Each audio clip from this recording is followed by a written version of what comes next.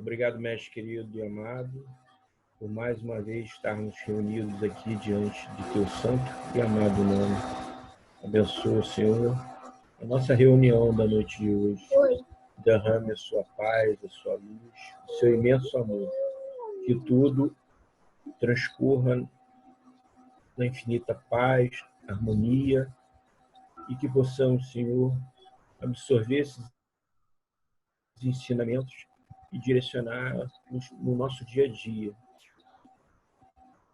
transmitindo a todos aqueles que necessitam do conhecimento. Que possamos, Senhor, ter essa noite de estudos, abrangendo não só os encarnados, mas também os desencarnados. Que possamos aproveitar esses ensinamentos com as suas bênçãos, com a sua paz. Pedimos a proteção dos guias, dos mentores da Casa de Madalena, da casa também a Caminho da Luz, para que possamos, Senhor, ter segurança nos nossos estudos da noite de hoje. E assim, com a vossa permissão e, acima de tudo, com a permissão de Deus, nosso Pai, nós damos por iniciar os estudos da noite de hoje. Graças a Deus. Graças a Deus. Bom, então vamos lá. Vou compartilhar aqui a tela, que aí quem tiver o livro, beleza, quem não tiver, vem aqui na...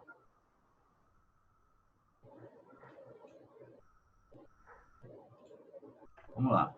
Inicia aqui nesse capítulo. É o capítulo 6, não é isso? Isso, capítulo 6. 6, é. Então, a gente dando continuidade.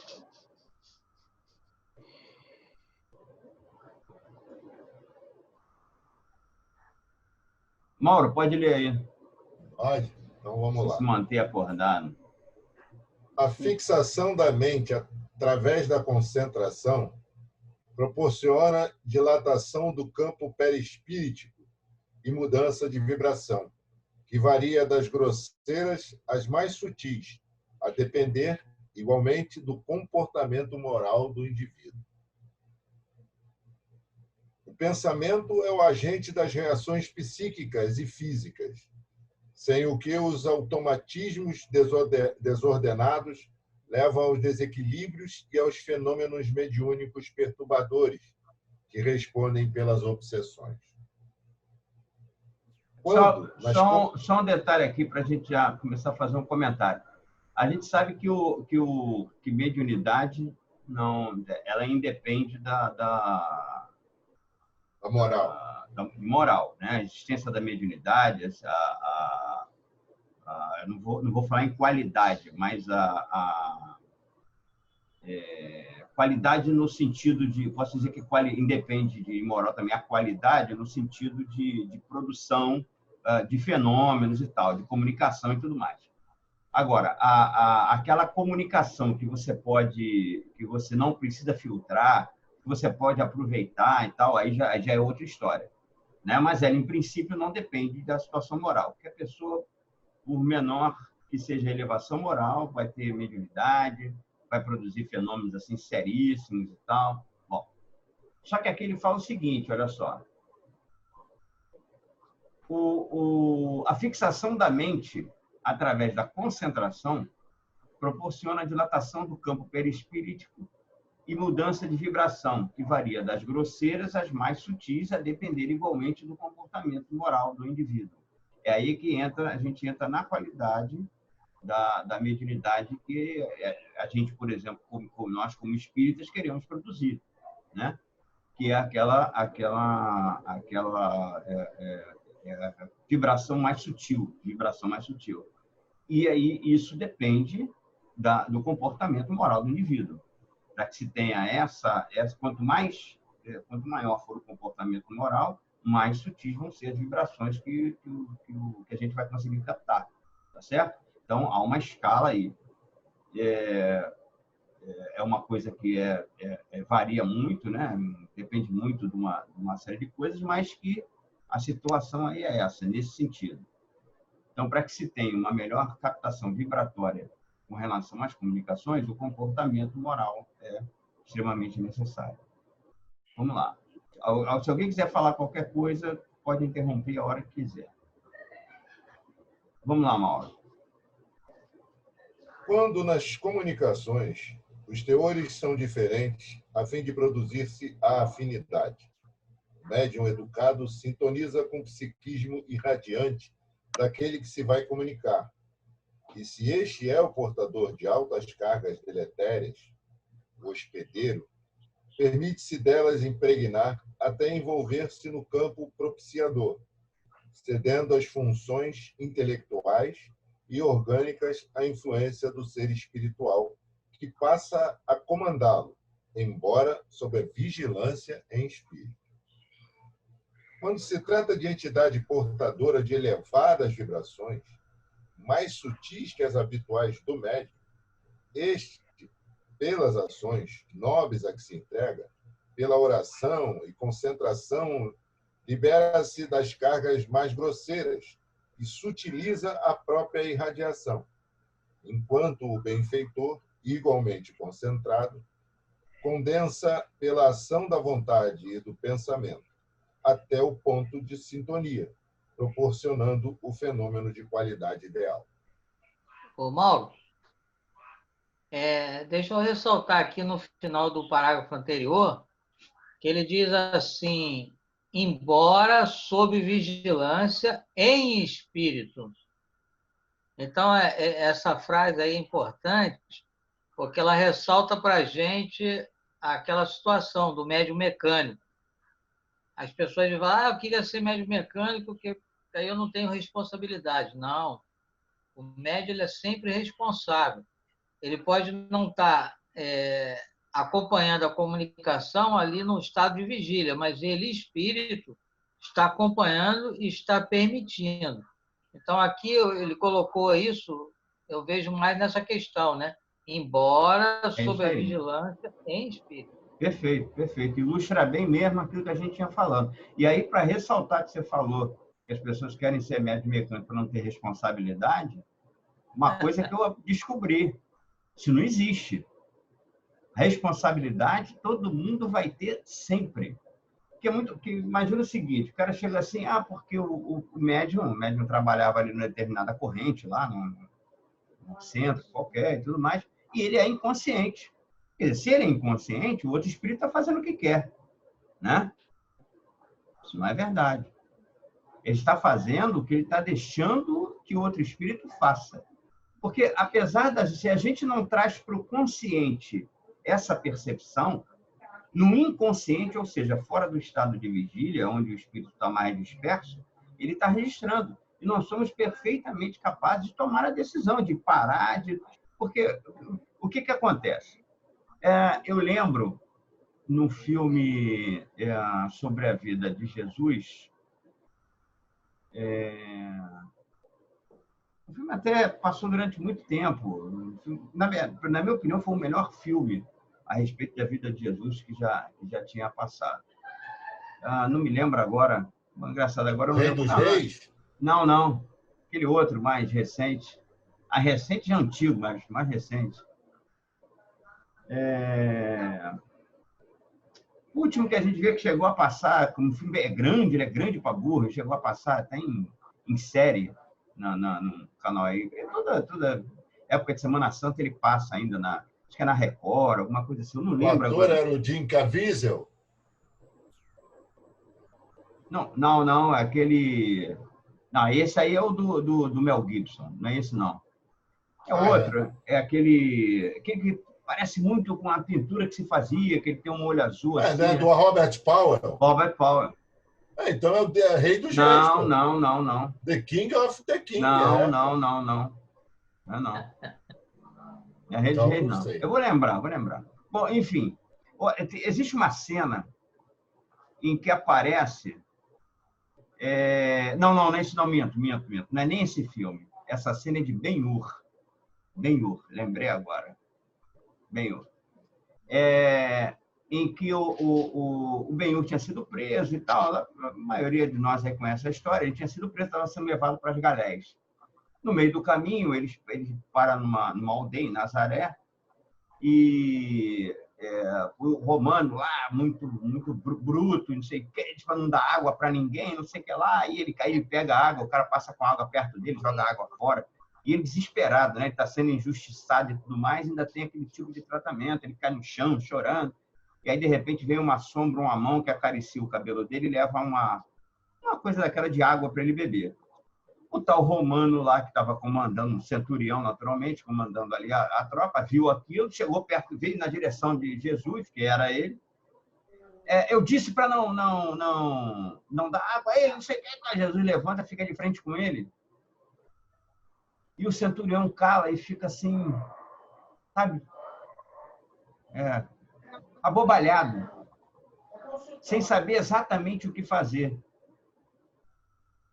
Porque Jesus encarando ele encarando, mas ele mesmo, ao mesmo tempo ele não conseguia encarar, ele volta assim meio confuso, aí fala para os outros, vamos embora, não sei o que e tal, e sai.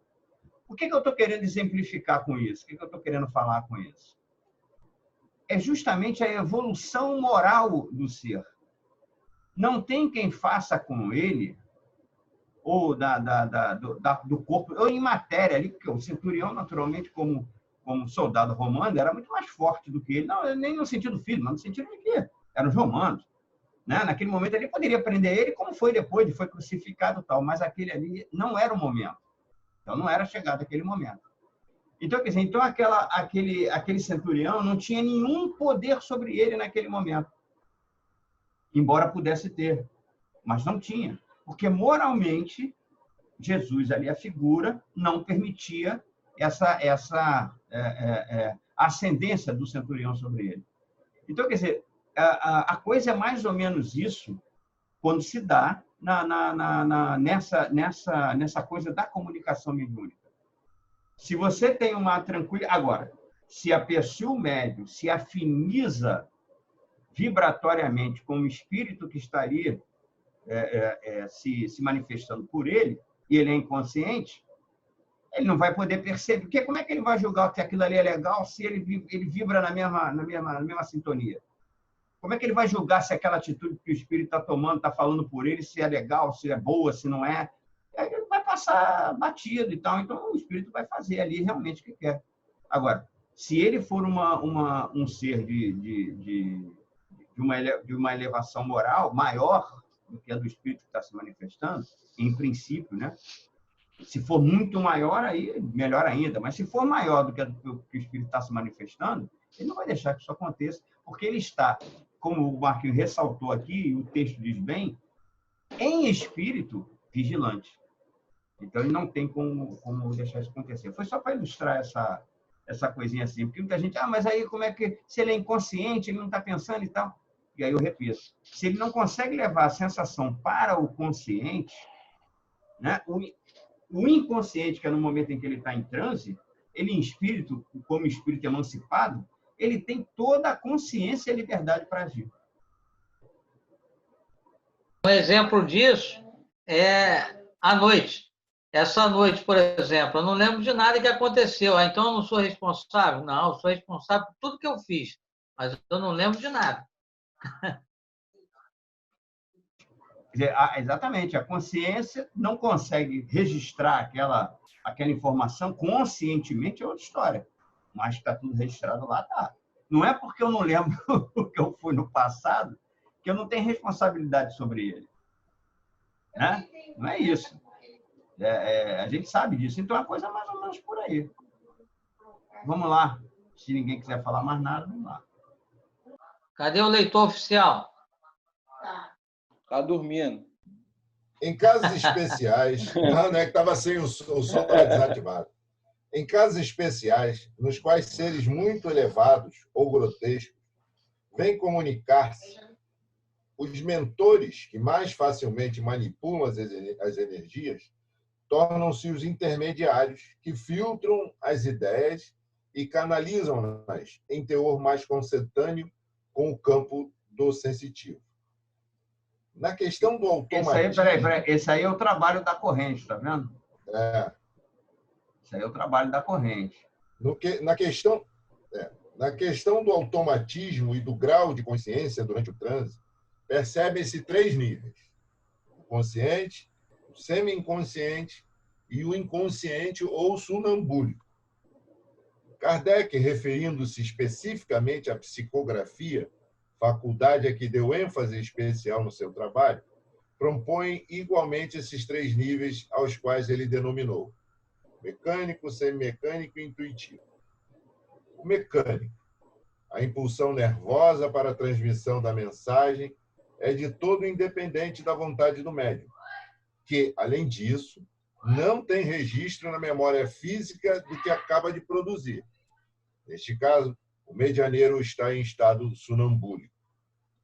Semimecânico, a impulsão nervosa se mantém involuntária. Ora, lê de novo essa coisa do mecânico aí, porque eu sei que houve, eu pulei página aqui, então embolou o meio de campo. Tá. O mecânico, a impulsão nervosa para a transmissão da mensagem é de todo independente da vontade do médium, que, além disso, não tem registro da memória física do que acaba de produzir. Neste caso, o medianeiro está em estado sonambúlico. O semimecânico, a impulsão nervosa se mantém involuntária, com a diferença de que fica registro na memória física do teor da mensagem produzida, conquanto, às vezes, fugídias evanescentes, não muito detalhadas, como aqueles sonhos que lembramos ao acordar e esquecemos logo após. E intuitivo. Não, peraí, eu já segui tudo. Ao acordar, esquecemos logo após. Intuitivo. Não existe impulsão externa ou estranha para falar, escrever, etc., sendo o médium quem delibera produzi-la no momento que registra mentalmente a ideia que lhe visita, da qual conserva a lembrança nítida no final. É conveniente que os médiuns não se esforcem por reter as memórias do que produzem mediunicamente, a fim de automatizarem o mais que possam a doação de que se fazem instrumentos. A profundidade do transe guarda relação com um grau de independência da alma em relação ao corpo físico. Independência essa que pode traduzir afastamento, aqui está espacial, mais, sobretudo, afastamento vibratório, fechando janelas para o mundo físico e abrindo outras para os planos invisíveis. Quer dizer, são uns aspectos aí que a gente normalmente nota mesmo, né? Que a gente vê. Como ele falou da psicografia, que era a forma era o fenômeno mediúnico mais comum, principalmente lá na época, e é até hoje também. E então ele retratou essas 3. O mecânico, a gente sabe, é aquele realmente, a impulsão é totalmente independente da vontade do médium, né? Ela vem e a coisa vai escrevendo e tal, e o médium não retém nenhuma lembrança, ele não sabe exatamente o que está escrevendo. Ele escreve, mas não consegue saber o que está escrevendo. O semimecânico, não, ele vê a ação do espírito, né? Ele percebe e libera a ação do espírito, por exemplo, sobre a mão dele para escrever, mas ele vem tendo a noção do que vai ser escrito. Muitas vezes vem até na cabeça dele antes de ir para o papel. Mas a impulsão da mão, a força que move a mão, ele percebe realmente que não é dele. Ele cede realmente ali aquela condição para o espírito. Então, o intuitivo... Oi, fala. Especificamente, nós estamos falando de médios de psicografia, né? Não, qualquer médium. Qualquer médium. Sim, psicografia porque é o mais comum. É o mais comum. Sim. É porque, em alguns casos, algumas faculdades mediúnicas, por exemplo, a gente não pode dizer que ela seja intuitiva. Aquela faculdade mediúnica não tem como ser intuitiva. A faculdade, por exemplo, que produz fenômenos físicos, ela não tem como ser intuitiva. Não tem como ser. Ou ela é semimecânica ou ela é mecânica. Mas intuitiva ela não tem como. É porque ele citou a faculdade da psicografia, porque ela consegue reunir os três tipos de coisa. Eu ainda diria o seguinte, que a psicofonia também, você consegue perceber esses três níveis. Mas o fenômeno físico, por exemplo, você não consegue dizer que ele é intuitivo. Não dá. Pela definição. Eu estou, assim, sobre a questão da minha mediunidade, né, que eu pelos trabalhos lá de desobsessão, eu fico na dúvida se eu sou entre o intuitivo e o semimecânico. Na verdade, eu não tenho essa impulsão involuntária no comunicante. A comunicação ela vem psicofônica, mas não capta pela mente. Ela passa. Claro que tem aquela questão do filtro, né, de passar coisas que não tem que se falar. Eu não sei como isso trava, porque eu não falo, né? Eu não sei como se dá o travamento dessa questão, porque na verdade não vem aqui. É muito rápido, né? Quer dizer, deve passar pela mente, mas a coisa é muito rápida que eu não percebo. No início, hoje a coisa está tão... A gente tem 10 minutos a partir de agora. Vai. Sim, a coisa é tão rápida, né, que quando vai começar os trabalhos mediúnicos, a coisa já existe aquela sintonia, né, o sincronismo ali, e os espíritos, né, dependendo do tipo de reunião, já fazem a comunicação sem nenhum tipo de problema. No início é que, né, do desenvolvimento lá atrás é que demorava um pouquinho mais. Hoje a coisa flui assim que eu não consigo perceber se passa realmente, né, pela minha mente, que é muito rápido, né?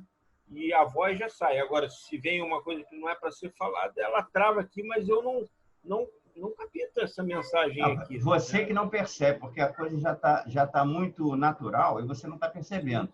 Mas isso é semimecânico.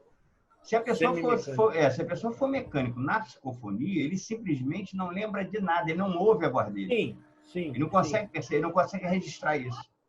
Entendeu? Quer dizer, ele está realmente num transe tão profundo que ele chega a se afastar do corpo. Né? Não abandonar, mas se afastar, como se estivesse dormindo. Só que num domínio do corpo ainda muito maior do que no sono. Porque se você, por exemplo, dormir em pé, você cai. Só cavalo e vaca que dorme em pé. Segundo o Mauro, que foi fazendeiro e tal. Mas você não, você cai. Você não consegue ficar em pé. Então você deita e tal para poder dormir, para poder relaxar e tudo mais. No caso da mediunidade, não. O médium mecânico, ele é como se ele estivesse dormindo, dado o afastamento do espírito, a emancipação do perispírito. Agora, ele tem muito mais domínio do corpo do que porque a ideia do sono é realmente ele sair, expandir e ver o mundo espiritual, interagir com os que estão no mundo espiritual e tal. No caso da mediunidade, não. Ele é diretamente com aquele espírito ele que está comunicando com ele. Então, só está preocupado com aquela ligação. No caso do semimecânico, não. A gente escuta, a gente ouve a gente falando.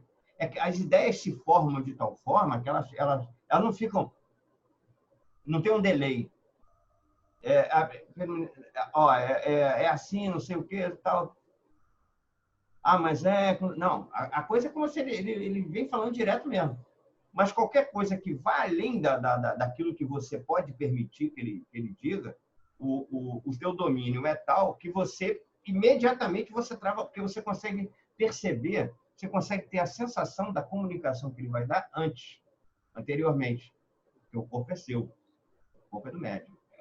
É um pouco assim difícil até de assimilar entre isso, porque o intuitivo, né, ele estaria mais para essa questão, né? Porque na fala lá, não existe impulsão externa ou estranha para falar e escrever, sendo o médium quem delibera produzi-la no momento que registra mentalmente a ideia que lhe visita. Exatamente. Só que assim, por já ter essa sincronia, né? Essa ideia talvez fosse tão rápida visitando a mente que ela passaria direto, né, para a psicofonia, né? Esse é o semimecânico. Você está descrevendo o semimecânico. Não, o intuitivo não. Não, o intuitivo é o seguinte, por exemplo, sim, você tem você lê na mente...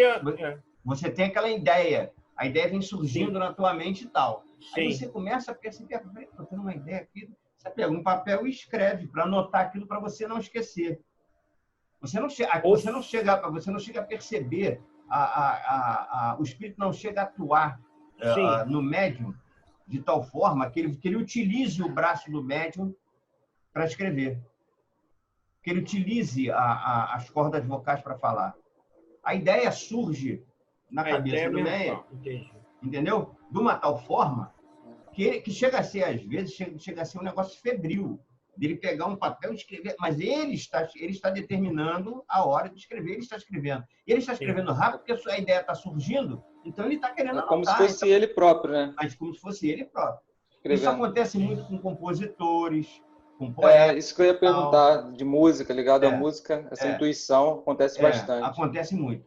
Eu me lembro de uma música, de uma entrevista do Almir Sater, dele falando de uma música lá que ele tinha feito, uma letra, uma música que ele tinha feito com Eduardo Teixeira. Que diz assim, cara, eu não sei nem como é que essa música apareceu, assim, me surgiu, às vezes você não dá valor, o negócio que foi tão fácil fazer aquela música, a coisa surgiu assim tão espontaneamente, quer dizer, ele falou aí pela beleza que Celso, né, a sua voz sumiu, para mim sumiu. Aqui no bate-papo, ele está dizendo o seguinte, ó, que, Arilson, essas fronteiras não são muito delimitadas. Entendeu? Elas não são muito delimitadas. Tem situações que são bem definidas e outras que variam. Quer dizer, na verdade, às vezes o negócio se confunde um pouco. Sim. Entendeu? Na maioria, você consegue fazer essa classificação pela maioria das vezes em que a coisa se manifesta. Da forma que o fenômeno se manifesta, é onde você faz essa definição. Mas essas fronteiras não são muito delimitadas, não. Às vezes você se confunde mesmo, não sabe. Às vezes pode ser que você tenha recebido, está voltando aqui, que você tenha recebido uma comunicação assim de forma mecânica, que ela apareceu e você nem percebeu, mas na maioria do tempo ela é semi-mecânica. No caso do Chico Xavier, por exemplo, a notícia, pelo menos que eu sempre tive, até o Paulo chegando aí também. E aí, Marquinhos, melhorou? Foi a minha conexão que caiu. Foi a tua conexão, né? A notícia que eu sempre tive é que ele era mecânico, totalmente mecânico mesmo. E até para você imagina, até para escrever a quantidade de livros que ele escreveu. Mecânico ou semi-mecânico? Ele não sabia o que acontecia? Não sabia o que escrevia, o Chico Xavier. O Chico. Não percebia o que estava escrevendo, é isso? Não, ele não sabia o que estava escrevendo. A mão riscava direto e fazia coisa, ele não... Para mim, ele tinha total noção, né? Não, então ele está num transe profundo em relação àquilo ali. Entendi. Mas você vê o seguinte, para você, ele tinha noção total. Você vê que o transe profundo dele não é aquele sonâmbulo, o cara que apaga e fica ali, como, por exemplo, o pessoal que trabalha com fenômeno físico, onde ele espelha ectoplasma e tal. Então, ele entra num estágio assim, bem mais profundo de transe. Na verdade, ele tinha uma comunicação com o guia dele, né? E, assim, ele poderia ser mecânico totalmente lá naquela psicografia, mas no final ele sabia para quem interessar, porque eu acho que essa questão era passada pelo... Né, Emmanuel. Passava para ele, né?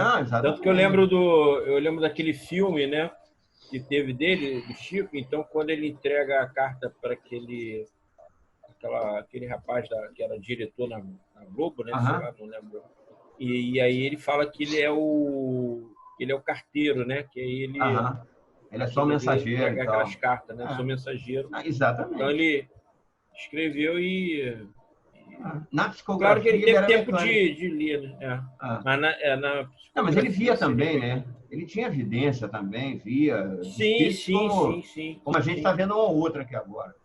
Ele via assim, normalmente. No caso da psicografia, que ele era mecânico, né? Mas como ele enxergava também. Aí é outro Assim, caso, ele reunia, aí acho que um pouco de cada ali, né? Ele a mediunidade era isso. dele... tinha várias mediunidades, Tinha várias, variações, né? certo? Então, quer dizer, tem essa diferença. Mas como o Marquinhos falou ali na coisa, essas Fronteiras. fronteiras não são sutis. E a mediunidade intuitiva, não. A intuitiva é aquela que você... É engraçado o seguinte, você vê a diferença.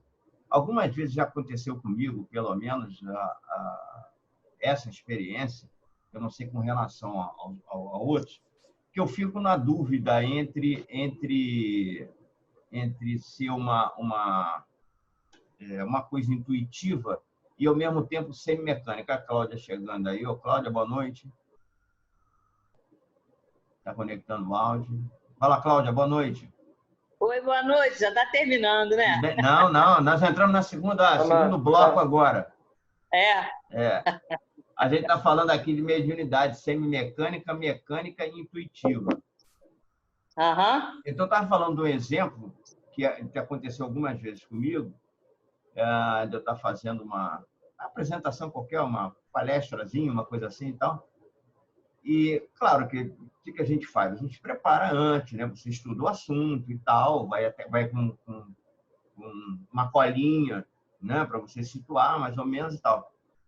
Mas tiveram alguns momentos em que você estava falando ali e tal, e daqui a pouco o negócio começava a sair, que eu mesmo não conseguia saber como é que estava saindo, de onde surgiu tanta ideia daquilo ali. Falei, pô, eu entendi bem o assunto, né? Porque eu estou falando que o negócio está acontecendo, e isso tem acontecido diversas vezes aí. E eu digo, será que isso é intuitivo? Eu não sei o quê, mas às vezes a coisa acontece que eu não tô nem, eu nem percebo o quanto eu estou colocando aquela coisa para fora. Então, eu não acredito que seja a intuição, porque a intuição, não, você tem uma ideia e você anota essa ideia, ou você não anota a ideia, né? Você registra na memória a ideia e tal, e vai fazer o registro físico depois. O interessante é que lá no final do texto, deixa eu voltar aqui, pelo menos para mim,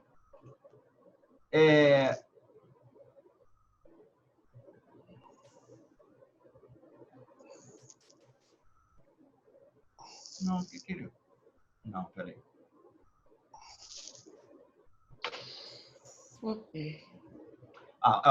É conveniente que os médios não se esforcem por reter as memórias do que produzem mediunicamente, a fim de automatizarem o mais que possa a doação de que se faz o instrumento. Quer dizer, na verdade, a intenção é transformar toda a mediunidade em mediunidade mecânica. Porque essa, na verdade, é que é a mais segura. Só que aí tem que haver como é que se diz, um equilíbrio. E a profundidade do transe guarda relação com o grau de independência da alma em relação ao corpo físico. Independência é essa que pode traduzir afastamento espacial, mas, sobretudo, afastamento vibratório, fechando janelas para o mundo físico e abrindo outras para os planos invisíveis. Ou seja, quanto menos a consciência física a gente tiver durante o trabalho mediúnico, quanto mais mecânico for a nossa comunicação mediúnica, mais interessante se torna. Quer dizer, é porque no final a gente conseguiu realmente ter um afastamento que faz com que a gente tenha uma noção do mundo espiritual muito maior, consiga receber muito, muito melhor aquela comunicação. Agora, aí é necessário que se tenha um equilíbrio moral, fazendo um meio de campo ali, porque você precisa estar numa condição vibratória tal que permita essa coisa do mecânico, né? Para você, em espírito, ficar fazendo essa vigilância, como a gente viu ali, e uma vigilância, um controle realmente, né? Fala aí, Marquinhos, está pensativo? Quer falar alguma coisa?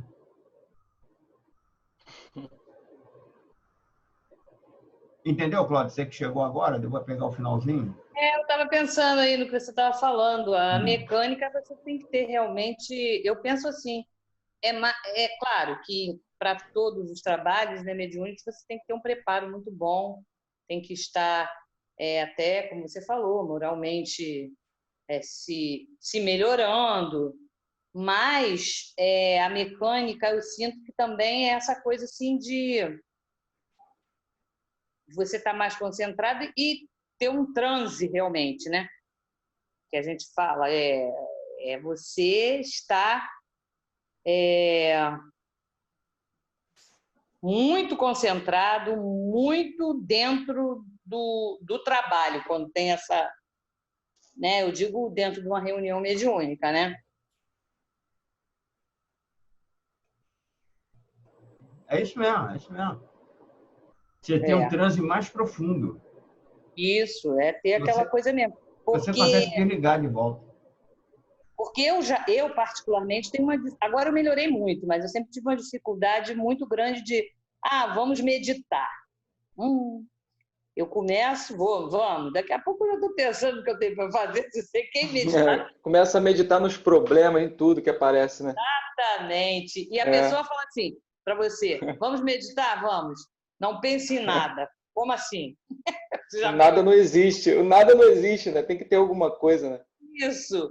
Mas você aprende, quando você vai praticando, a realmente vem os pensamentos e você afasta e vai relaxando e tal. E essa técnica você pode até também usar na reunião mediúnica no momento que você começa a se concentrar, que realmente, para qualquer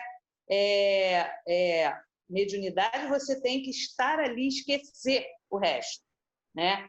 É isso que vai fazer uma boa sintonia, né? Para que o espírito... Porque, às vezes, você diz assim, avisa para todos os médios, olha, se preparem no dia da reunião mais do que os outros, não tem que... Tá bom, a gente se prepara, só que perto da reunião acontece alguma coisa que mexe com o seu... Aí você vai... Imprevisto, né? Aí chega lá, pode acontecer de você, sabe, não conseguir dar um resultado tão bom quanto se você chegasse lá tranquilo e meditasse. Agora, o ideal é a gente realmente conseguir, embora aconteça uma coisa muito chata, que você ali isolar, esquecer tudo, sabe? Aí, eu, às vezes, que participei de reunião mediúnica, quando eu tive os melhores resultados foi quando eu deixei tudo do lado de fora. Eu estava ali na reunião e consegui. Mas, às vezes, acontece, né, de não conseguir. E aí os resultados não são tão bons. O grande segredo da meditação não é você não pensar em nada. É você pensar numa coisa só. Se fixar a mente numa coisa só. Existe um exercício, que até a Nete Guimarães que ensinou esse exercício, da concentração, em relação ao seguinte.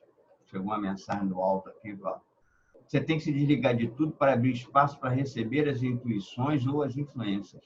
Uma mensagem que vem de um mentor que fica aqui, de vez em quando ele bota umas mensagens aqui. Então você tem que se desligar de tudo para abrir espaço para receber as intuições ou as influências. É isso aí, é esse o ponto que você tem que se fixar em receber essas intuições. Mas ela ensinou o seguinte, um exercício de concentração. Você vai pegar um relógio, né? Tem que ser um relógio analógico, não pode ser digital. Tem que ter o ponteiro de segundos e tal. Você vai fazendo o acompanhamento daquele ponteiro ali até ele completar 1 minuto, de tal forma que você só pense naquele ponteiro. Que tudo que você pensou esteja naquele ponteiro ali. Você não pode pensar em mais nada a não ser naquele ponteiro. Se nesse período você começa observando o ponteiro e tal, e na cabeça já viu o jogo do Vasco, você pode parar, já parou. Você só volta a fazer isso no dia seguinte. Para ali e volta no dia seguinte. E aí você vai ver, e vai tentando fazer, até que você chega ao ponto que você consegue ficar 1 minuto somente pensando no movimento daquele ponteiro. Então, você já conseguiu desenvolver uma certa capacidade de se fixar num ponto só. Porque a mente realmente... É treinamento, né? Treinamento.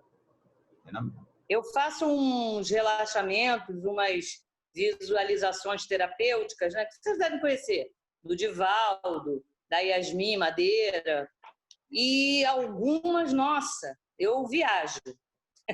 Ajuda muito, sabe? Tem uma que ela fala assim, imagine-se no alto de uma escada de 5 degraus.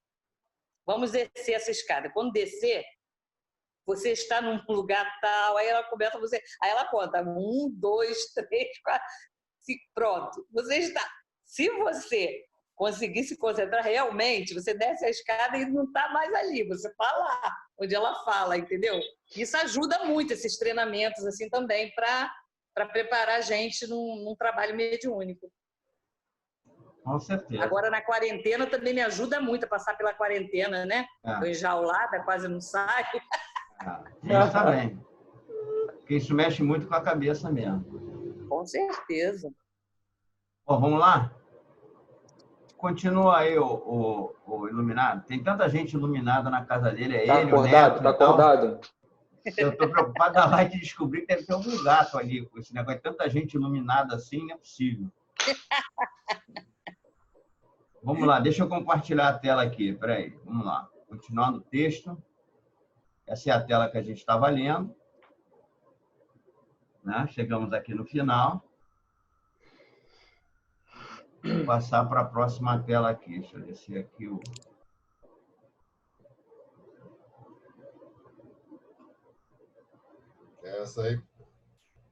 Essa aí mesmo. Essa aqui. André Luiz, espírito, Nos Domínios da Mediunidade, estuda o transe da psicofonia consciente, no capítulo 6, e o da psicofonia inconsciente, ou sonambúlica, no capítulo 8, estabelecendo valiosas comparações entre ambas.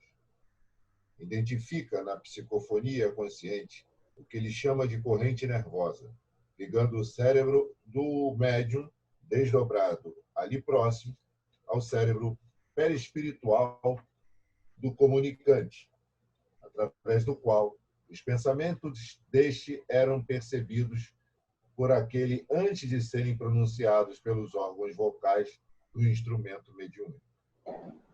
É provável que essa energia nervosa seja constituída de componentes fluídicos que funcionam como elos de ligação entre a vida orgânica e o perispírito, à semelhança de verdadeiras pontes para ligar ou desligar as células do córtex cerebral onde se localiza a memória. Na psicofonia sonambúlica, ensina André Luiz, o processo mediúnico se dá sem necessidade de ligação da corrente nervosa do cérebro mediúnico à mente que o ocupa. Do ponto de vista vibratório, a alma do médium estaria mais livre, daí resultando o desligamento do córtex cerebral e a subtração da memória física. Aí a gente entende por que no caso da mediunidade mecânica, a gente não traz lembrança para o consciente. É um momento em que a alma do médium se desprende, né? Se desprende mais. Então, ele corta ali o córtex cerebral, então não entra isso explica a tudo, memória daquele momento. Explica tudo. É verdade, é verdade. Todavia, deve-se raciocinar que o médium, exceto em casos de obsessão ou aturdimento por outras causas, está consciente em espírito, arquivando a experiência daquela hora em sua memória profunda.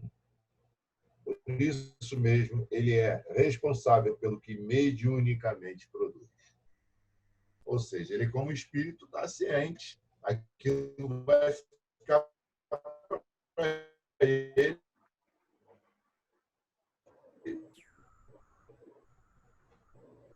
Logicamente, quando a gente se desliga do corpo, pode ser acionado rapidamente, impedindo qualquer desmando ou inconveniente por parte do comunicante.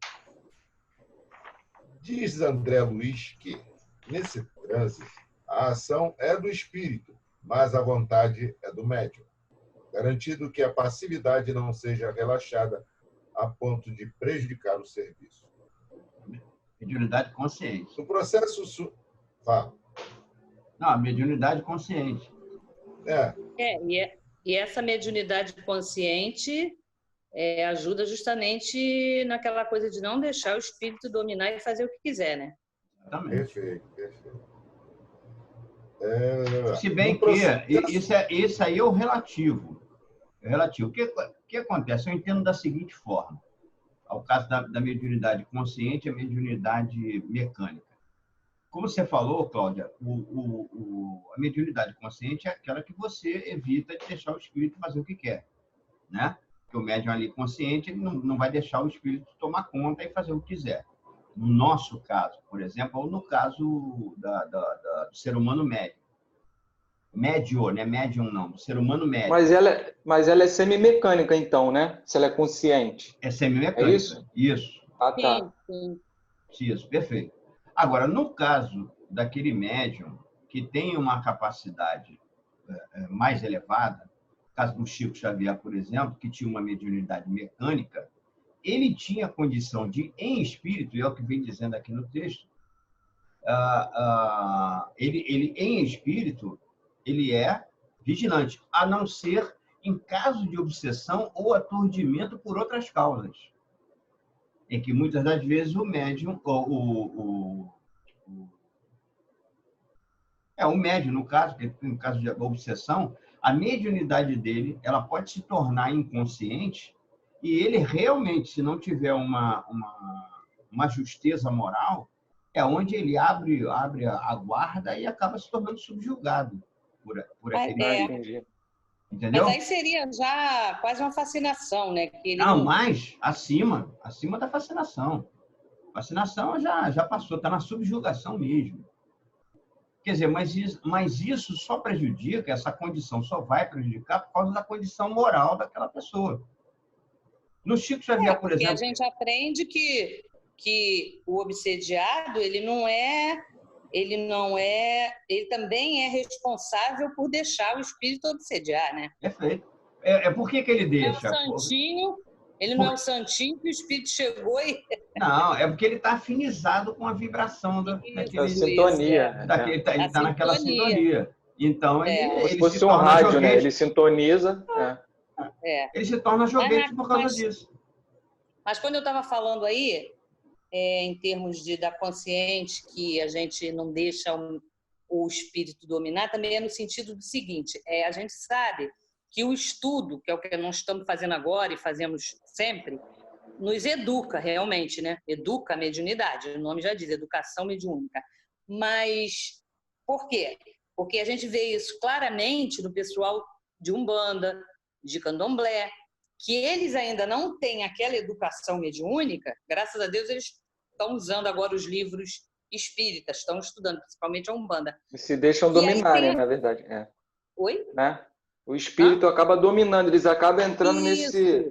Aí vem aquela coisa de se jogar no chão, né? De gritar, aquilo tudo que eles mostram não é uma simulação. A gente sabe que a falta de educação, ele até acha, né? Eu tive até umas experiências, não que eu fosse da Umbanda, mas até garota e tudo, meu pai ia e eu via.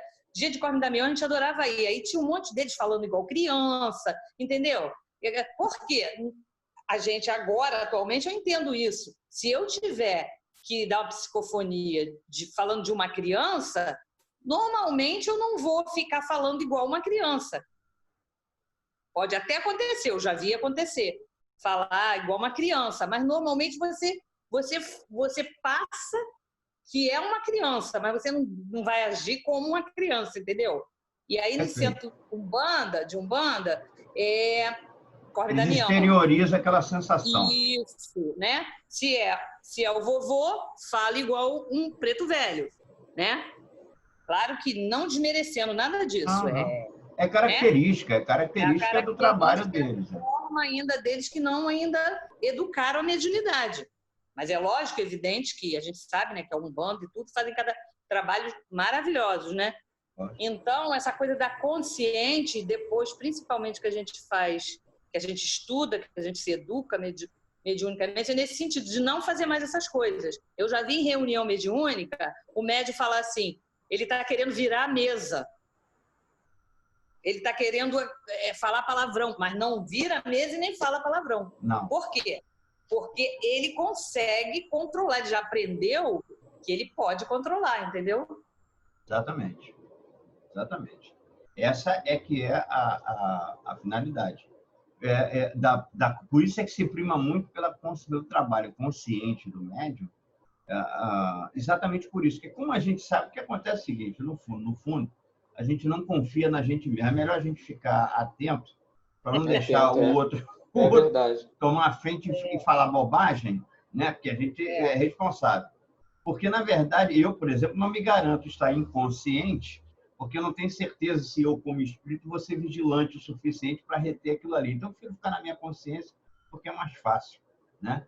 Agora, aquele médium que tem uma evolução moral maior, esse pode estar inconsciente tranquilamente, porque o fato dele estar vigilante em espírito, ele vai conseguir dominar a situação e permanecer dono E o trabalho não está sem proteção, né? Não, exatamente. Não, em nenhum dos casos, né? Nenhum dos casos. Tem Quando todo é sério, nenhum dos também casos. ali protegendo o trabalho, né? Exato. O que você acabou de falar da Umbanda. Lá também tem uma corrente, né, que controla tudo, que tem uma certa disciplina e tal, porque também não são... As coisas não saem... Cada caía depende de cada casa, né, e tal, tem o seu costume, a sua moral, né, a moral do grupo. Tem casos assim. E casos, como tem em todas as religiões, né? Exatamente, como tem em todos os casos, inclusive no meio espírita também, não é nenhuma coisa nenhuma, não é próprio do ser humano. Então, vamos lá.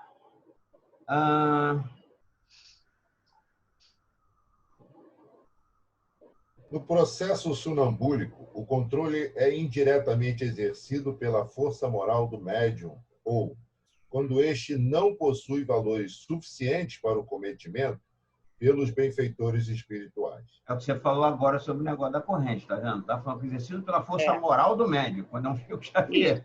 Se fosse eu, ia ter que ser pelos benfeitores espirituais, porque senão virava bagunça. Né?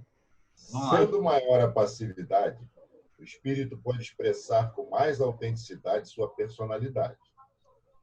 Esta maior liberdade, todavia, pode significar riscos desnecessários quando o médium ou o grupo a que se vincula para o trabalho não possuem valores de equilíbrio suficientes para assegurar harmonia a qualquer hora. Daí, André Luiz ter asseverado que o sonambulismo é capaz de produzir belos fenômenos, mas é menos útil na construção do bem. Pois é. Se não tiver esse acompanhamento, todo mundo... Aí já começa a complicar. Aí Houston, I have a problem. Não é da escolha do médium produzir a seu critério esse ou aquele tipo de transe. Suas possibilidades já estão contidas na sua organização mediúnica, que é a herança de suas próprias experiências, como está proposto na questão 433 do Livro dos Espíritos.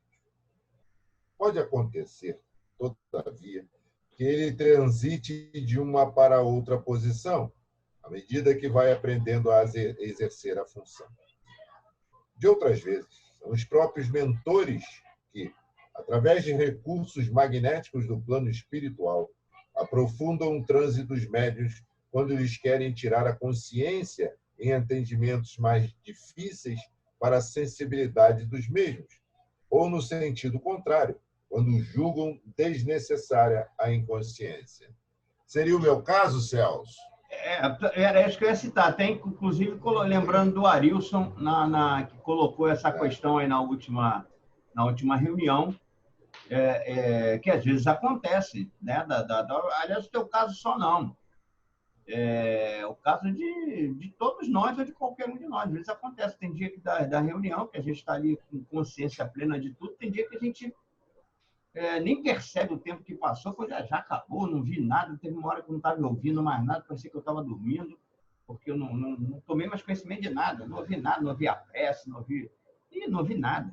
Estava tão longe que nem percebi e tal, não sei o quê. A gente tem a resposta disso aí. É um recurso magnético do plano espiritual do plano que fala, espiritual, né? exatamente, da própria corrente. E tem os seus motivos. Atendimentos que podem ser mais difíceis para a sensibilidade dos médicos. Porque o que Aí é acontece necessário esse transe aí, né? esse transe mais profundo. Porque a coisa vai mais do espírito, está se comunicando através ali Porque a ideia da gente estar, vamos dizer assim, entre aspas, incorporando o espírito está incorporando através de nós, é o choque anímico que a gente causa nele.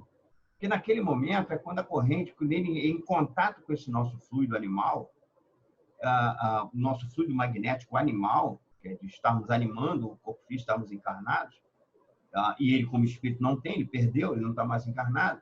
Mas quando ele faz esse contato com a gente, perispiritual, perispírito, ele sente porque é o que a gente sente hoje agora como espíritos, vamos dizer assim, limitados. A gente não pode ir, como espírito, a gente pode ir aonde quer. Mas como encarnados, a gente não pode ir. Ainda que a gente esteja em sonho, tem lugares que não são permitidos para a gente. Outros já conseguem até ir, conseguem ter uma liberdade muito maior. A gente não consegue ter tanta. E é justamente aonde eles conseguem, nesse contato, eles se retêm, eles são retidos. E aí é onde a corrente consegue trabalhar, acalmar ele como espírito livre, que ele está naquele momento do corpo físico, né? Ele tem uma liberdade de ir para onde quiser, ele faz o que ele quer. E às vezes são atendimentos que são realmente difíceis de se controlar. Mas com esse contato, permite que a equipe faça esse atendimento a ele. Então, por isso que às vezes a gente perde a consciência e nem percebe por quê.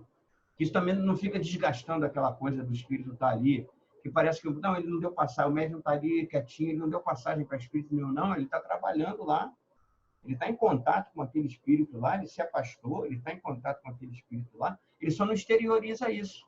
Ele também não tumultua a reunião, não desgasta ali o atendente, o doutrinador, né, e tal, na conversação. Então, quer dizer, é toda a sabedoria da corrente. A corrente é quem controla isso. 10 minutos aí nesse segundo bloco. Vamos lá. Vai, Mauro, continua. Também não é sinal de evolução estar incluído num ou noutro grupo de médiuns. Se, por exemplo, apreciamos uma excelente médium sonambúlica como Celina, sobre a qual André Luiz declara ter ela acrisolado as faculdades, aperfeiçoando-as nas chamas do sofrimento para tornar-se valiosa colaboradora, vemos outra médium, Marta, citada por Manuel Filomeno de Miranda Nos Bastidores da Obsessão, no capítulo 8, como portadora de psicofonia sonambúlica atormentada, vidência e audiência dirigidas por cruéis verdugos desencarnados. A fidelidade uma coisa ou outra não é característica de evolução.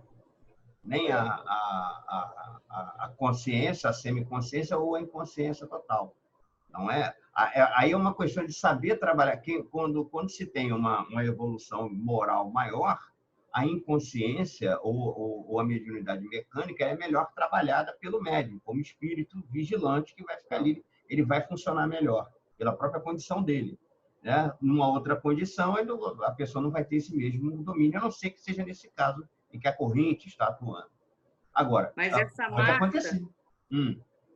essa Marta aí é um caso de obsessão, né? De obsessão. Mas você vê, ela é médium. Mas ele fala sonambúlica atormentada. Sonambúlica atormentada. Quer dizer, o estado dela é inconsciente, é sonambúlico e é atormentada. Quer dizer, então, não é uma... Porque a gente falava ainda há pouco sobre o caso de se ter...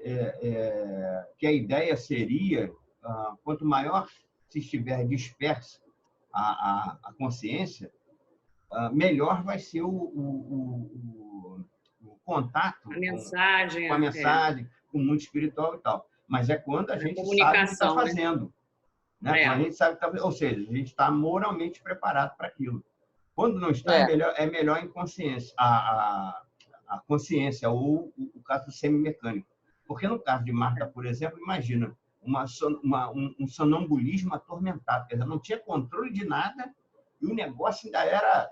Quer dizer, nem como espírito não adiantava ela ficar vigilante, porque ela não conseguia controlar nada.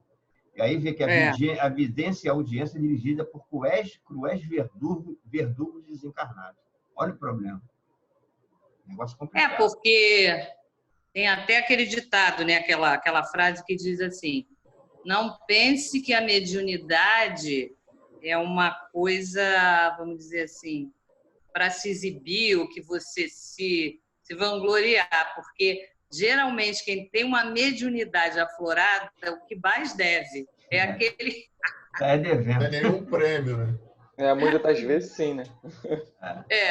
Então, quer dizer, não é para ficar achando, eu sou médium. Você vê que muitos médios aí conhecidos, eles têm uma mediunidade muito aflorada, mas também tem muito sofrimento pela vida toda, né? E não é uma regra geral, como nada na vida. Mas a gente vê muito isso também. Se o próprio Chico Xavier sofreu o que sofreu, né? Ele que era um ser iluminado, imagine... Exatamente, né? Tem muita renúncia, né? Você vê esses... Tem muita renúncia, quer dizer, esses casos. É verdade. A gente deve dar graças a Deus por ter mediunidade, porque ela é meio de trabalho, de evolução e tal, mas não se vangloriar por ter, porque... Porque tem muitos médicos que se perdem por isso, porque eles se acham poderosos, né? Pois é. E quanto mais é dado, mais é cobrado também, né? Tem isso. Exatamente. Com certeza.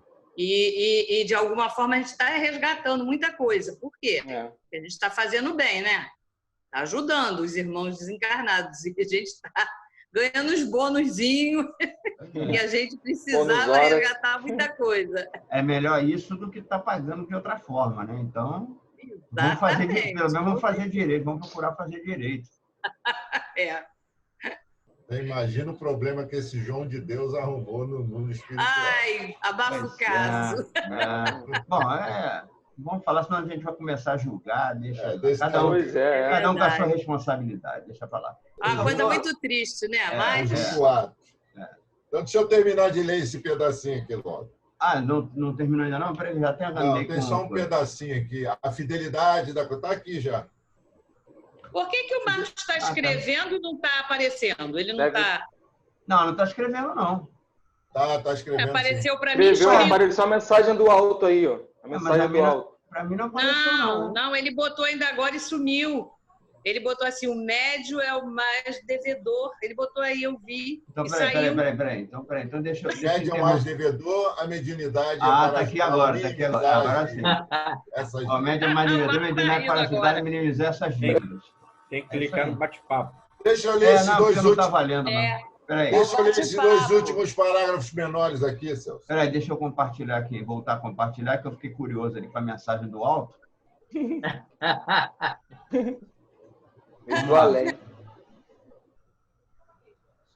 Eu já ia reclamar que ele estava muito calado. Vai mal, né? Mas ele já botou umas 2 postagens aí que eu vi. Pois é. Já.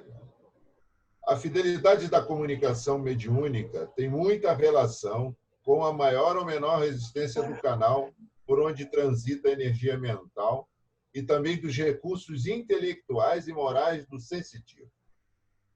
Na identificação da natureza do comunicante, deve-se analisar o conteúdo da mensagem, o caráter do médium e, por último, o nome da entidade quando esta o declina.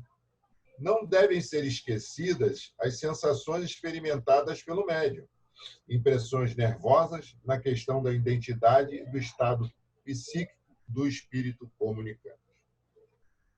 Tudo deve ser analisado. Primeiramente, o conteúdo da mensagem, depois o caráter do médium, ver se... quer dizer, aí examinar o caráter do médium é alguma coisa meio que complicada, né? Mas pelo menos em termos de, vamos dizer assim, de seriedade, se é o médium realmente que leva a coisa séria. De vícios, né? Não, eu diria até assim, por exemplo, eu boto uma banquinha aqui na esquina da rua ali, aí eu trago o amor de volta em 15 minutos.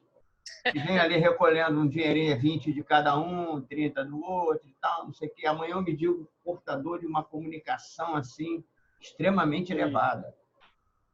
Entendeu? Quer dizer, eu digo, é esse o tipo de comportamento. O que eu faço com a mediunidade? Ah, sim, é. Entendeu? Para saber se aquela... Aí você lê a comunicação. Se ela não deixar margem de dúvida, porque a gente sabe que os espíritos, mesmo os superiores, eles vão se servir do mecanismo que eles tiverem para ser. Se eles tiverem que dar mensagem, vão dar mensagem para qualquer um. Agora, se eles puderem utilizar um instrumento melhor, eles vão utilizar. Aí utilizaram a mim, que fico ali trazendo amor de volta em 15 minutos. Tem que se examinar muito a fundo essa comunicação e o caráter do médium, para saber se realmente as coisas casam e tal, e se aquela comunicação pode ser aproveitada. E, por último, o nome da entidade. E aí, tipo, Allan Kardec, pô, aí você examina por último porque... Aí é mais complicado. É mais complicado. E um São cara Mauro. um cara que fica ali cobrando, trazendo amor de volta em 15 minutos, vai botar qualquer assinatura, né? A mais ilustre possível. Quer dizer, então são essas coisas que a gente precisa ver. Aí eles se aproveitam dos que não têm nenhum esclarecimento da doutrina, né? Exatamente. E se tiver, não vai cair nessa. Mas não tem e está desesperado em alguma situação, aí acredita que vai, né? Não é nem se aproveitar, não. É se associar. Né? Muitas das vezes é se associar. Um minuto, hein? Para o segundo bloco. Ainda tem mais um. O Paulo está ouvindo a gente, Paulo? Tá ouvindo. Tá. Eu vi outra mensagem do alto aqui também. Ó. Ele acredita que isso é o certo e permite que o espírito faça o que quer, porque o médium conscientemente deixou o espírito à vontade para achar que é o certo. Entenderam ali a mensagem do alto que vem falando da... Isso aí foi no caso dos médios da Umbanda, do Candomblé. Exatamente. Então, eles abriram mão da vontade ali para deixar o espírito agir mesmo e tal. Porque... Mas eu queria dizer que no caso da Umbanda, por exemplo, quando o negócio é sério, a casa é séria, coisa e tal, tem uma corrente ali que atua seriamente, apesar de toda a inconsciência ali da maior parte dos médicos, tem uma disciplina, uma coisa assim... Mas nós vimos ali que os mentores controlam a coisa. Controlam, com certeza. Se a coisa for pro bem, exatamente. Eles controlam. Tem dirigente espiritual em todas as religiões. Todas. E quanto mais séria é o dirigente espiritual. Não é toda casa que tem a sorte de ter um iluminado para controlar tudo, entendeu? Já perdeu até o som já. Mas vamos lá. Vamos para o nosso último bloco. Esse aqui foi o que a gente viu, o último. Agora vamos para a vivência. Vivência. Isso aí. Capítulo 7. Vamos lá.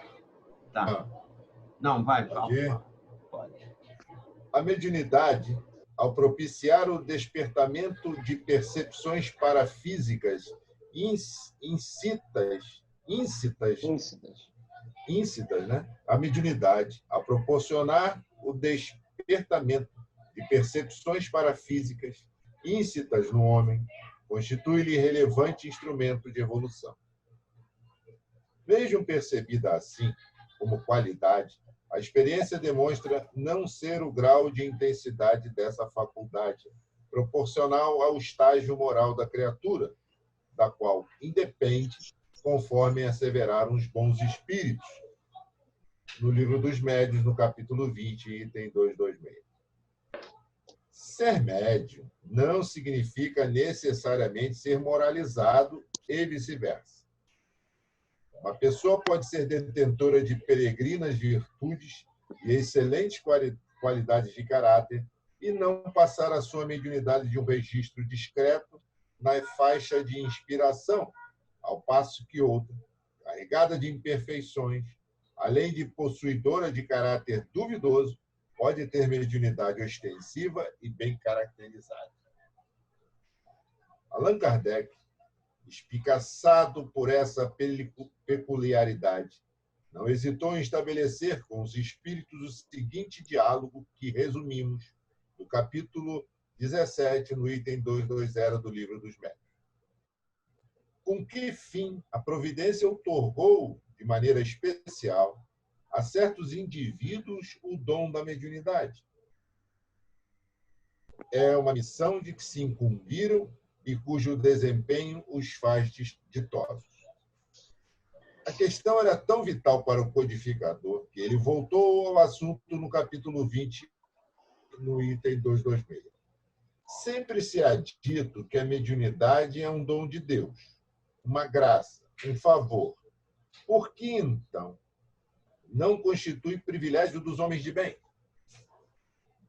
Resposta: todas as faculdades são favores pelos quais deve a criatura render graças a Deus, pois que homens há privados delas. Poderias igualmente perguntar por que concede Deus vista magnífica a malfeitores, destreza a gatunos, eloquência aos que dela se servem para dizer coisas nocivas. O mesmo se dá com a mediunidade. Se há pessoas indignas que a possuem, é que disso precisam mais do que as outras para se melhorarem. Que beleza. É realmente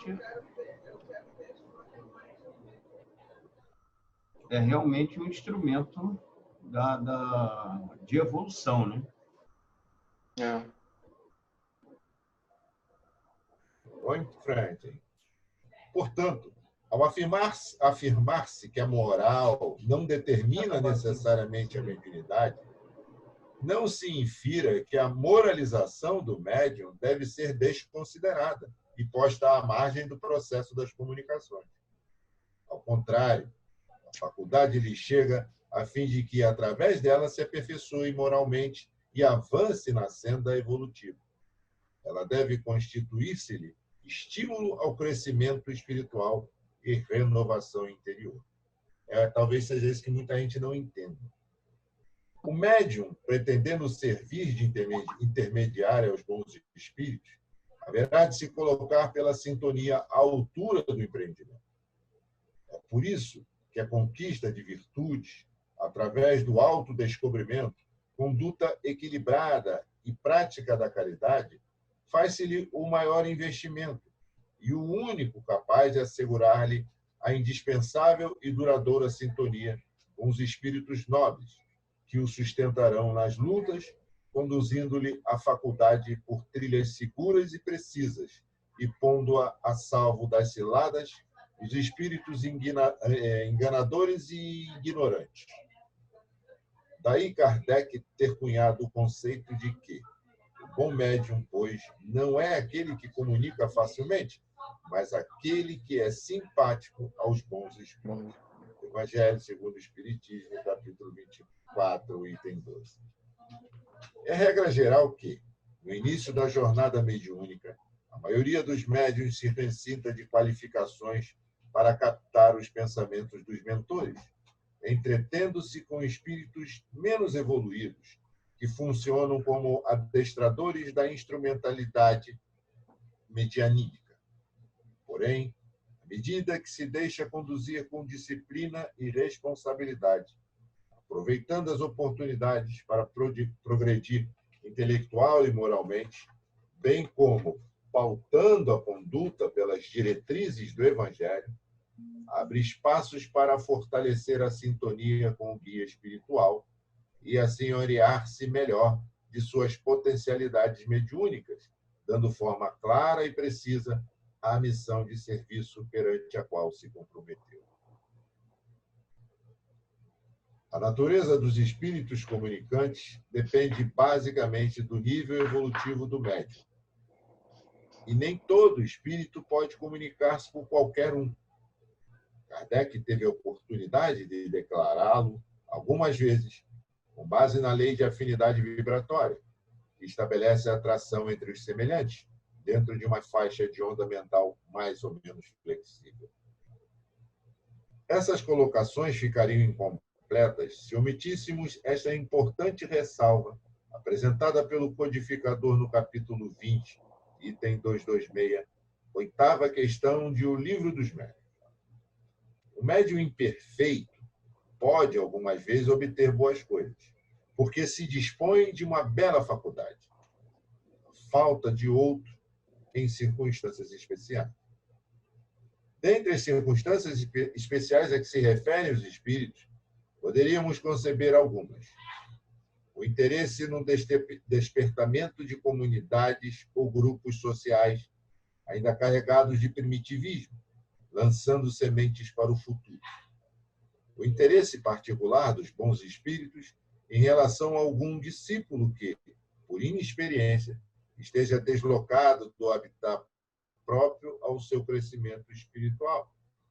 E, a mais importante, os primeiros ensaios de um guia espiritual na tentativa de educar os registros mediúnicos de um pupilo seu em formação.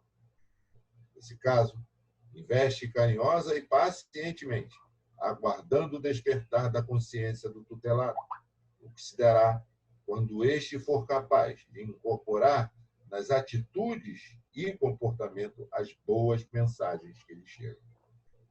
Vencido esse período de ensaio e persistindo o médium desatento quanto desinteressado, o guia desiste de utilizá-lo como médium, indo procurar outro menos rebelde. Quando Kardec perguntou certa vez o porquê e com que fim eram dirigidas constantemente mensagens abordando determinados defeitos de alguns médiuns, o livro dos médiuns, no item 226, na quarta questão, os espíritos lhe responderam prontamente que era para esclarecê-los ou corrigi-los desse defeito. Ensinamento semelhante recebemos do médium Divaldo Franco, ao declarar que a benfeitora espiritual que lhe inspira a tarefa, Joana de Ângeles, constantemente dava tratamento de segunda pessoa às mensagens que ditava por seu intermédio, advertindo que assim procedia, porque antes de escrever para outrem, o fazia para ele, Divaldo, o maior beneficiário de suas palavras. Aquela coisa, primeiro a gente entende para a gente, depois passa para os outros. É porque tem, eu costumo dizer que às vezes algumas pessoas não entendem quando você fala sobre uma determinada situação, muitas vezes você pega um tema para falar a respeito, às vezes em público, no centro e tal, e parece assim que você é doutor naquilo, grande conhecedor, não sei o que e tal.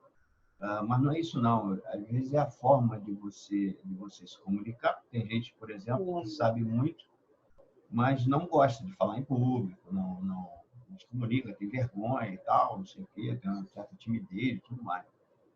Mas o mais interessante disso aí é o seguinte: quando você tem essa oportunidade, você é o primeiro beneficiário, porque você começa a estudar antes sobre aquele assunto. Quando você se desenvolve aquele assunto para poder fazer uma palestra, uma apresentação qualquer, você é o primeiro a receber aquela mensagem, onde você começa a entender certas coisas, eles vão clareando, né, na tua mente, você vai montando opinião e tal. Então, isso aí é uma grande oportunidade. Muita gente pensa, e às vezes fala, tem muita gente que fala muito, por exemplo, sobre o cara é um pastor, o cara está lá pregando e tal, mas ele, na verdade, não é nada disso, né? Ele não é santo, não sei o quê e tal. Não, ele realmente não é. Nenhum de nós, nem nada. Quando a gente fala no sentido de... É o exercício de aprendizado. A gente está buscando isso, aperfeiçoamento. Mas aperfeiçoado ainda não chegamos a ser. Agora, se não tivesse ninguém para tentar trazer essas palavras, esse ensinamento e tal, porque não se sente preparado a ponto de fazer isso, não haveria a divulgação da doutrina, por exemplo. Não ia haver nunca a divulgação da doutrina, porque ninguém que faz palestra nenhuma é santo, é puro, A gente está falando de Divaldo Franco aí, mas a Joana de Anjos cansava de mandar mensagem escrevendo você e tal. É para você, quer dizer, ele não está no nível de perfeição, né? E a gente já enxerga muita coisa nele que acha que está melhor do que a gente. Quer dizer, é alguma coisa para pensar, né?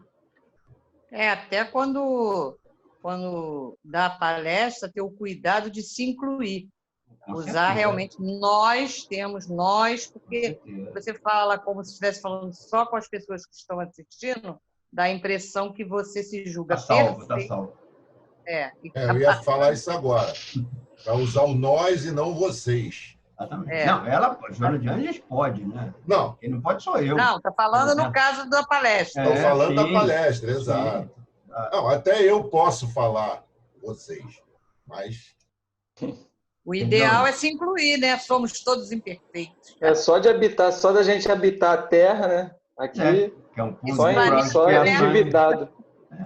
Uma mensagem do alto vem dizendo o seguinte, que ninguém muda ninguém. Por isso, temos que aplicar nosso conhecimento em nós e o nosso exemplo será o apoio para os demais, se desejarem.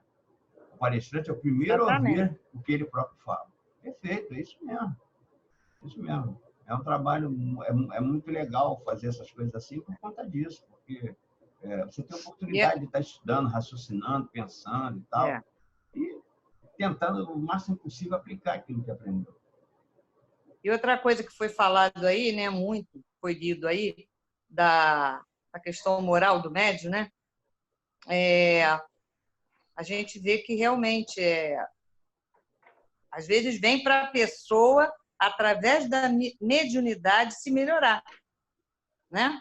Exatamente. Porque tanto se estiver estudando, quanto o próprio espírito que vem através do médium, ele ensina para o médium, né?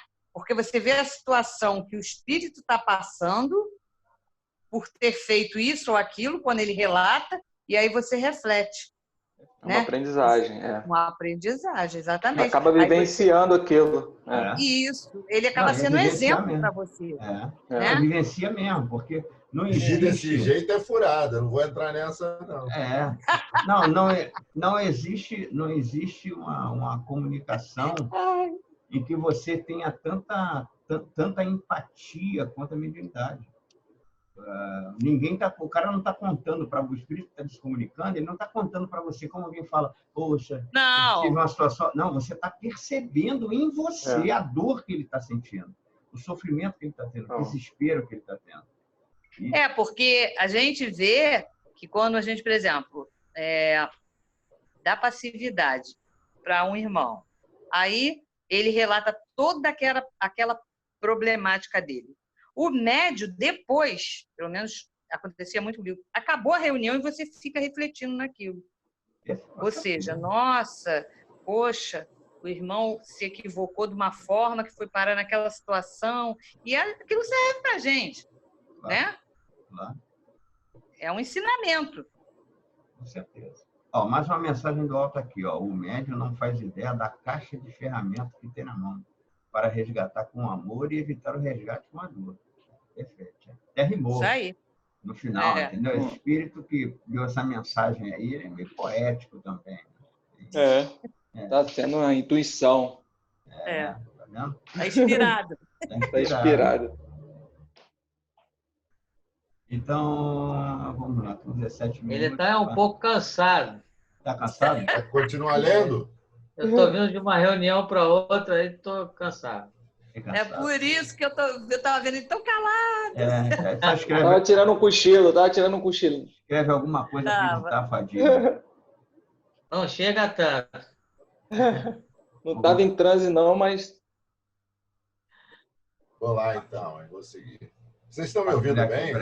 Quer que eu leia mais alto, alguma coisa assim? Não? Não, tá bom. Vai até que hora, gente, o estudo? 11. Não. 10, boa 10, não é noite. isso? Não. Porque a gente ainda está com 18 minutos. Se terminar de ler mais essa coisinha agora, e a gente já parte fazer um comentário e tal, e a gente já pode partir para a finalização. Não, é porque eu não sabia até que hora é, eu estava querendo só... Não, não, o tempo aí é mais ou Geralmente é de menos 8 1 hora às e 10, meia, né? por aí. É, assim, porque vai parando, voltando, aí Que acaba para, umas 10 volta um horas. pouco. Ah, Um segundo aspecto a esclarecer sobre a vivência mediúnica diz respeito às suas relações com a saúde. No capítulo 27 de O Livro dos Médiuns, no item 221, os espíritos colocam que o estado mediúnico, enquanto anômalo, não é patológico. Respeitadas as salvaguardas ali apresentadas quanto a excessos causadores de fadiga e cuidados que se há de ter no trato com mentes em formação ou de constituição facilmente excitável, diríamos que o exercício da mediunidade não traz qualquer inconveniente sob este particular. Tem-se erradamente associado o surgimento da mediunidade à ocorrência de distúrbios orgânicos, dores e sofrimentos, como se a faculdade fosse um calvário a punir infratores das leis divinas e pô-los a ferros para que não se evadam de seus castigos e penas. Para os que assim pensam, mediunidade seria um verdadeiro julgo. A gente Outros sabe que não é uma coisa Não. normal, natural. Não chega a ser um prêmio, não chega a ser um prêmio, né? Nem Mas não é. Mas também não é um castigo. Não é um castigo, muito pelo contrário. Dá uma, vamos dizer assim, uma leveza no que a gente tem que resgatar, né? Exatamente. A gente podia resgatar de outras formas. Para mim está mais para prêmio que outra coisa. Para mim também, exatamente. Na minha para mim é situação, meio julgo, porque eu trato com vocês. Porque Olha lá o que o Marcos falou. Ó. Oxi. Cadê aqui? É um benefício para os mais devedores. Pois é. Ave Maria. É o caso do iluminado, que é o maior devedor. Aí tem gente que fala assim, então não quero não. Tem gente que diz, não quero não. Mas aí está perdendo. Mas pode ser bem pior. Com certeza. Pode ser pior. Claro. Quem não vai no amor vai pela dor. Não foi para ele à toa, né? Não foi por acaso. Outros associam resgata com a dor. Isso. Outros associam-na aos reveses da sorte, dificuldades socioeconômicas e complicações de várias ordens, como se ela fosse um fator de desgraças. Tais associações, ora se referem à mediunidade em si mesma, ora à não aceitação de seu exercício. E os que assim se posicionam transferem para essa faculdade as consequências das fraquezas do homem, sem se darem conta de que as mazelas, desarmonias e transtornos existenciais são alimentados pelas imperfeições morais da criatura humana, as quais atraem espíritos imperfeitos, doentes, pelo processo natural de sintonia, reforçando aquelas complicações. Nesse caso, isto sim, a mediunidade ainda é incipiente e desajustada nos médiuns inexperientes, faz-se canal escoadouro através do qual vêm à tona as energias deletérias de um psiquismo, além de enfermo, afetado pelo parasita espiritual, promovendo cartazes muitas vezes dolorosas e demoradas. Um outro aspecto que precisa ser bem compreendido é o da interrupção voluntária da mediunidade. Muitos se recusam a exercê-la só pelo receio de se vincularem a um compromisso de que se não podem desobrigar, sob pena de sofrerem outras tantas tribulações, conforme afirmações de pessoas simplistas e mal informadas. Daí é bom que se diga que a mediunidade não é uma improvisação nem um acontecimento fortuito. Pelo contrário, ele faz parte da constituição orgânica do indivíduo e tem suas raízes plantadas em causas e decisões anteriores ao momento da sua eclosão. Por isso, é impossível que uma determinada pessoa não sinta, quando possuir sensores, da mesma forma como não se pode evitar a inteligência, o uso da razão, a fala, a audição, etc. ante a constatação de que se é portador de mediunidade, tem a criatura direito a consultar o seu livre-arbítrio, decidindo-se entre educá-la ou não.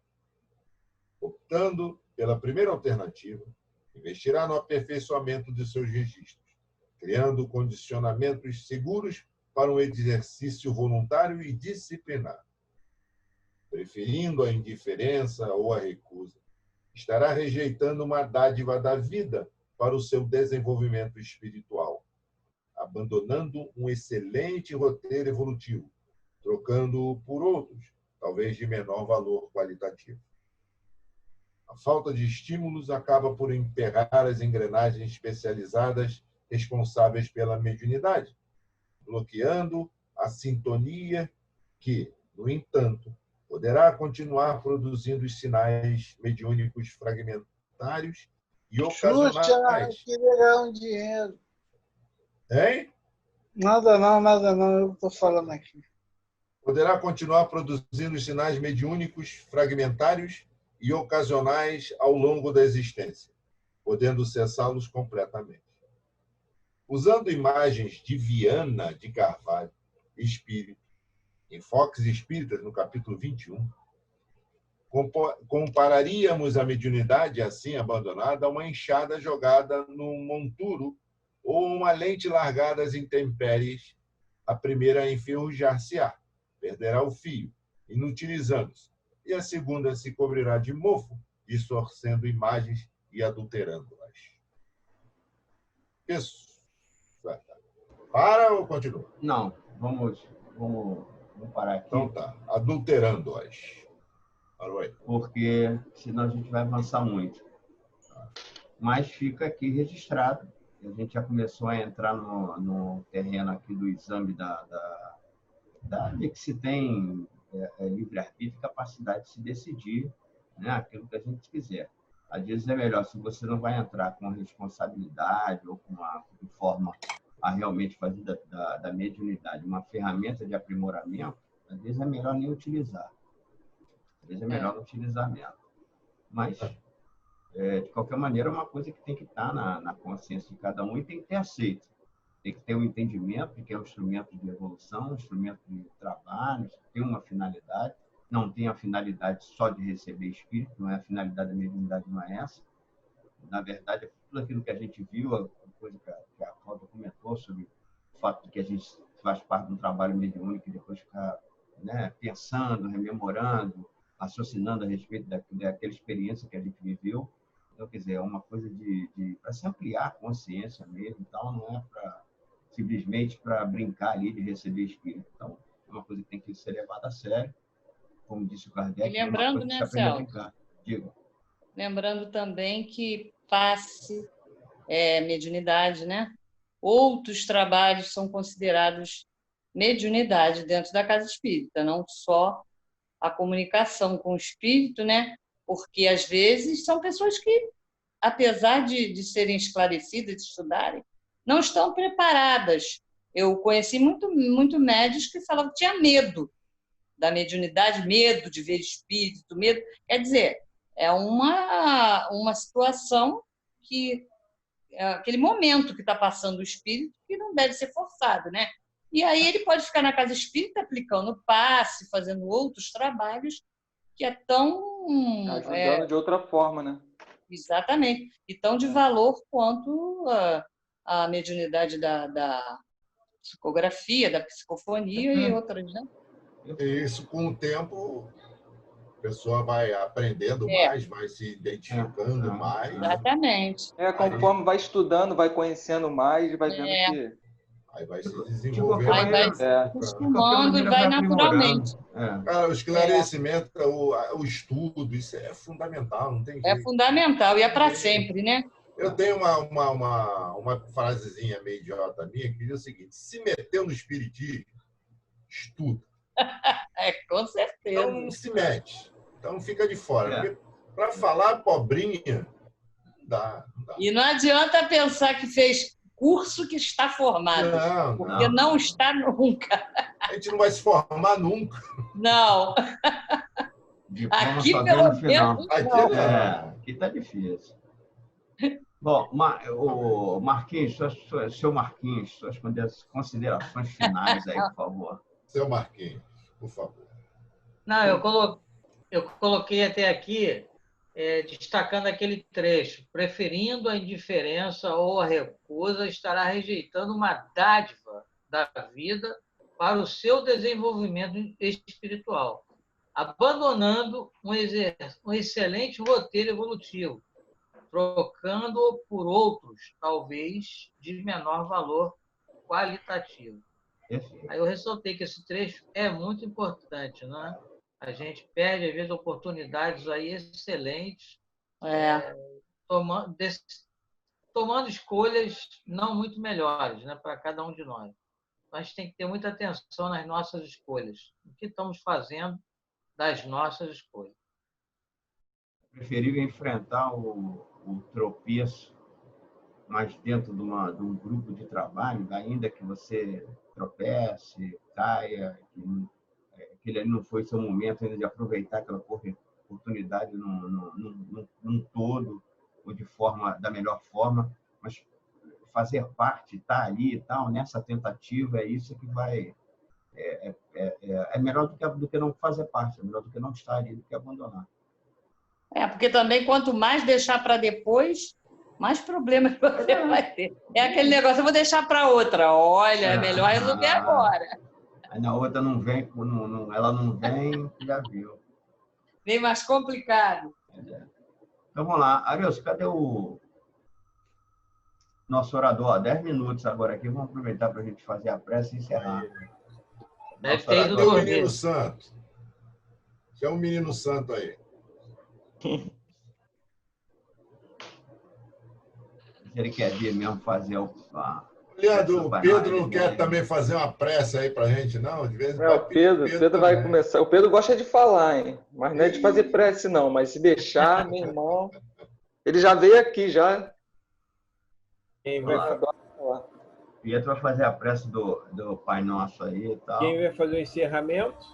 O encerramento. Quem vai fazer o encerramento? Hein? Pode fazer? Quer fazer? Faz aí. Pode encerrar. Não, tô falando, escolhe aí. Não, eu fiz a abertura. Não escolho. Quem é voluntário aí para fazer o encerramento? Quem é voluntário? Menino Santo fazendo a prece, o pai... De novo? Aí vai ficar um monólogo. Então não leva o Menino Santo para ele. Tá bom, ele só faz o Pai Nosso. O Menino Santo faz o Pai Nosso. O Menino Santo faz o Pai Nosso e o Iluminado encerra. Pronto. Porque é o Iluminado. Então, olha só. Você vai fazer o Pai Nosso, tá? Depois o Mauro aqui vai fazer, tá? Pode falar.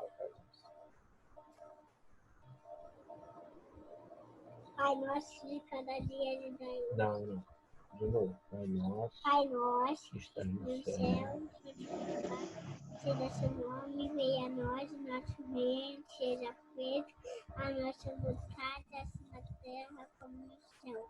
O pão nosso de cada dia de dai hoje. Perdoai a nossa ofensas, assim como perdoamos a quem te deu pedido. Não deixeis cair em tentações, mas o vai do mal. Amém. Pai amado, que essa prece singela desse irmãozinho possa chegar até vós e voltar em forma de bênçãos sobre todo o nosso planeta nesse momento tão conturbado, difícil. Iluminar e inspirar os líderes mundiais para que tomem decisões sempre em benefício das populações, das pessoas mais frágeis, para que possamos passar nesse momento de transição com abnegação, com tranquilidade, sabendo que tudo isso está dentro dos teus planos. Obrigado, Senhor. Obrigado, Jesus, mestre querido, permitir que os bons espíritos estivessem aqui presentes em nossos lares, nos protegendo, nos orientando, facilitando o entendimento desse estudo bendito, dessa doutrina que os bons espíritos nos trouxeram, com a permissão de Deus. possamos estar aqui de novo, próxima terça-feira, na próxima segunda-feira, mais uma vez nos esclarecendo e que esses ensinamentos realmente calem fundo dentro de nós, que possamos melhorar como espíritas e espíritos. Graças te dou, Pai. Obrigado. Graças a Deus. Graças a Deus. Graças a Deus. Foi boa Pois reunião.